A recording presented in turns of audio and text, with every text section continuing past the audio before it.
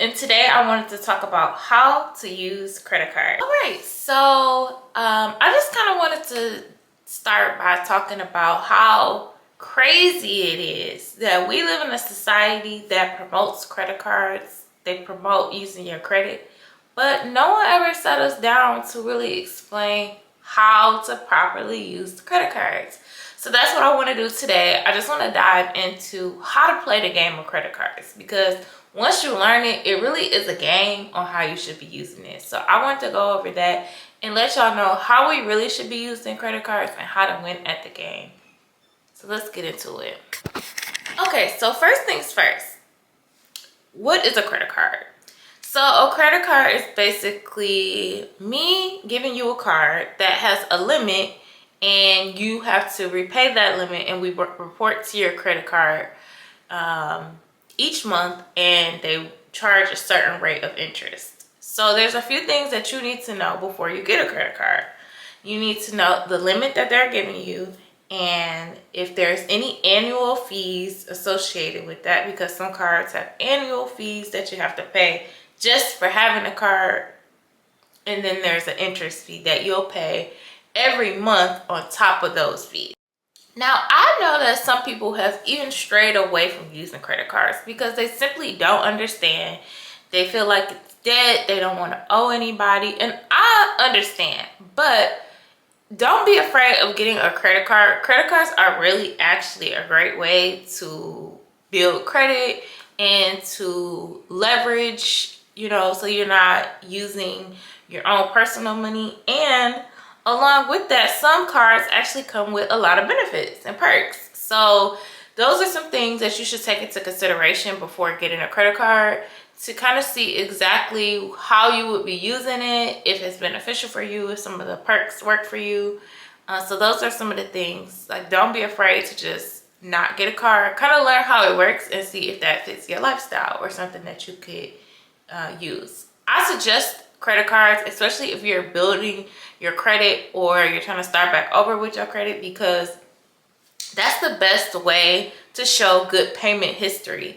And if you know anything about credit, payment history is one of the biggest factors on your credit. If you make a late payment, it takes so long for you to get back in good graces so that your credit can do better. So you want to get a credit card, and you want to make sure you're making on-time payments. That's really important. Okay, so there are a few different types of credit cards. So I'll put them into 3 categories. Okay, so your first credit card is what is called a secure credit card. With this credit card, what they'll have you do, and this is usually for if you really don't have any credit or if you have bad credit, a company will give you a credit line, but before they give you that credit line, you put down a payment, and basically they're loaning you your money back. You may say, well, why is that a good idea? If I have the money, what do I need that for? But this is great, again, because it helps you to build your credit, and it also allows you to build your credit by making those payments on time. So it gives you a line that's reporting every month on your credit. That's what I mean by building it. And then the actual payments that you make help you get on-time payments. So that's how the secure cards are beneficial. So that is an option. That is card type number 1. Okay, so card type number 2 is a store credit card. So these are things like when you go into different department stores, or you're on an airline and they have the credit cards that they want you to apply for. They're very specific to them only working with that particular merchant. So they're like merchant credit cards. Those are also available for you. They'll give you a limit, but you can't go to use your Target credit card at Walmart. It's strictly for just Target. So that is the second type of credit card. It's a merchant card. Okay, so the last card is the standard credit card. This is where you'll go. They'll approve you for a certain limit, and some of them may have perks. Some of the perks I would suggest looking for is cash rewards. Those are the best ones. So what does that mean? So that means every time you use your card, you get a certain percentage back in cash rewards. They actually give you cash to use the card. So that's convenient, because If you use it correctly, which I'll tell you how in just a moment, then you get cash back. You're being rewarded for actually using a credit card. Smart, right? Or they give you travel rewards, which means that you can use it towards traveling. Sometimes it's for flights or it's for hotels, Ubers, Lyfts, things of that nature. They'll give you credits to be able to pay off, or maybe free flights, things like that. They give you kind of perks for using this particular credit card. So those are the main types of credit cards that you can choose to apply for. Okay, so let's get into how you should be using your credit cards. Now you may say, well, credit card, you just use it as you would your cash. This is correct, but you have to know how and when, like when can I make the payments? So what I suggest, and a little tip, is to find out what the statement date is on your cards. This is going to be crucial and a game changer, okay? Because you want to make sure that any purchases that you're doing on your credit card, that you are using it after your statement date. What does that mean? So your statement date is the date that the credit card companies report to the credit bureau. For example, let's say that you have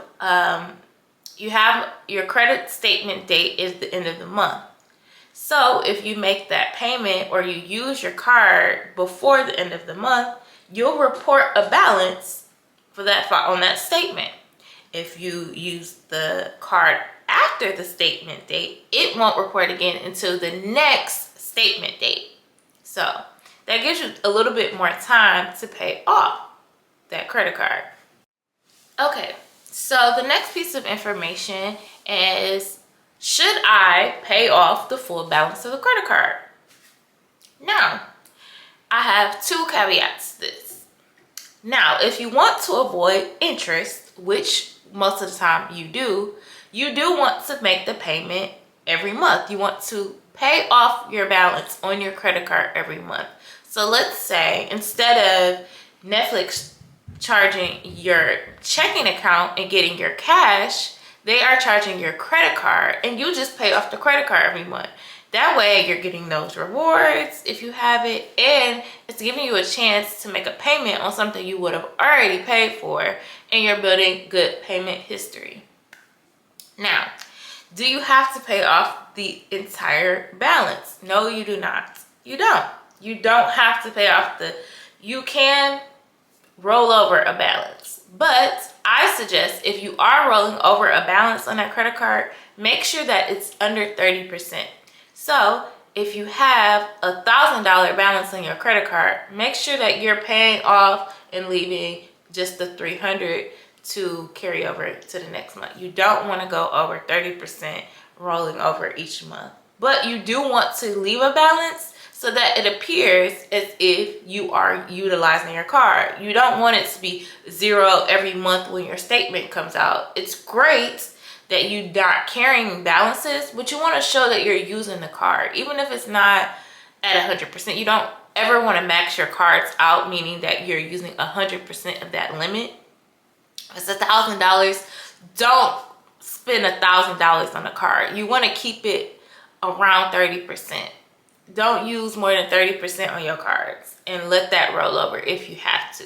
But if you can get it under 30% or at 30%, you're good to go. All right, so that is really all that it is. It's really just that simple. There are several do's and don'ts, and we can recap them now.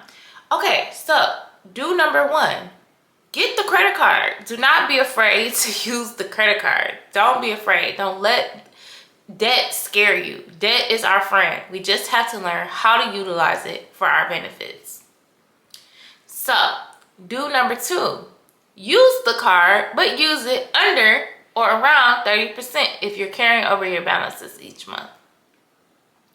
Do number three is pay attention to that statement date and make payments before the statement date to report if you're going to pay it off so that it reports on your credit. And three, to make sure that you are utilizing the rewards. So if it's something that you are already going to pay for in cash, don't use your cash, baby girl. use your credit card and then pay it off, so you get rewards like cash rewards or travel rewards, and then you get a bonus or a perk for using something you would have already purchased to begin with. Okay, and to recap on our don'ts of credit cards: do not utilize 100% of your credit limit. Don't do it. Don't do it. If you are going to do it, make sure you pay it off before that statement date. Do not max out those credit cards. Don't use it. It's someone else's money. We want to make sure we are on good terms with paying people back. We don't want to ever be late. Do not pay late. If you don't hear nothing else I say, do not pay late on the credit cards. It's a gem. I'm telling you. Just pay your minimum. If you can't make a payment on anything else, if you use it and in this emergency, pay the minimums. Pay the minimums. Just pay it so that you can get that payment history and it looks good on your credit if you have to roll over that balance. And it's really that simple, y'all. It's really just that simple. Again, what I suggest to get a merchant card, I don't, but it can help build credit. So I'm not totally against merchant cards. Also, another caveat as well is be careful with the secure cards. What they don't tell you, or what a lot of people are unaware of, we don't really read those terms and conditions. They too long. They know people ain't reading it. What you need to be careful of when you sign up for a secure card, please be aware that a lot of those cards do not allow limit increases. So usually with a lot of the other cards that you may get, after you show good history for a certain amount of time, they will offer you a limit increase. They say, hey, you know, we noticed that you have been utilizing this $1,000 limit very responsibly. You pay your minimums every month, or you're paying it off. You're keeping it under 30%. We're going to go ahead and increase your $1,000 limit to $2,000, $5,000, $50,000. This is the game. You have to make sure you're paying it right, and they will give you more money to use. It's great. It's fantastic. That's how people are leveraging their credit. So do that. But be aware that with the secure cards, usually it's a way to build credit, and it is a great tool to use, but those cards usually don't offer limit increases. So I definitely just kind of wanted to drop that gem out there, because a lot of people are unaware of that, and you stuck with a card, you thought that this is going to grow.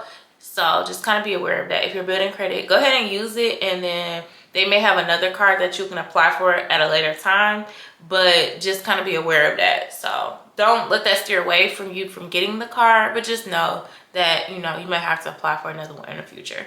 So again, those are my tips and tricks and my do's and don'ts of using a credit card. I really hope that this video helps somebody, because it's really not hard to use credit cards. It's just the fact that no one ever really sat us down and talked about it. So that's what I'm here for. I'm here to share the knowledge that I have with you all, help us grow, become more financially independent, and learn how to play the game. So if you like this video or videos like this, make sure to like, comment, and subscribe. Drop me some comments and love down below, and I'll see you in my next video.